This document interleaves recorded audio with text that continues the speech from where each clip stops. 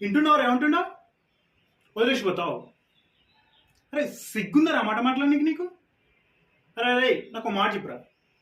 నువ్వు వదిలేసిపోయిన అయితే ఎప్పుడు వదిలేసిపోవాలి. ఇప్పుడు వదిలేసిపోయిందిరా. ఓ నీకు కాలేజ్ ఫీజు కట్టి అలా పైసలు కావాలి. నువ్వు వేసుకున్న బట్టలు తొడుక్కోనికి అలా పైసలు కావాలి. నీ బండిలో పెట్రోల్ ఇచ్చుకోవడానికి అలా పైసలు కావాలి. అరే వీడు తాగినప్పుడు పోరలు అంటేసుకుని తిరుగుతాడు చూడు, అప్పుడు వాళ్ళ పైసలు కావాలి. అప్పుడు వాళ్ళతో అవసరం ఉంది, అప్పుడు వాళ్ళు కావాలి. ఇప్పుడు వాళ్ళతో అవసరం లేదు, ఇక జాబ్ వచ్చేసింది.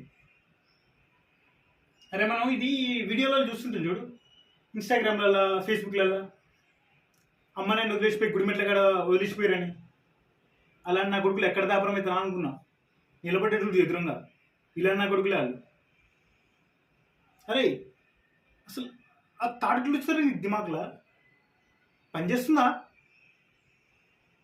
ఏంది పైసలు పంపిస్తావు? సార్ పైసలు పంపిస్తాడంట.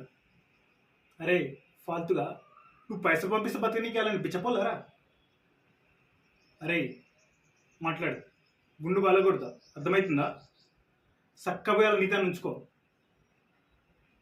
సమాజం అవుతుందా?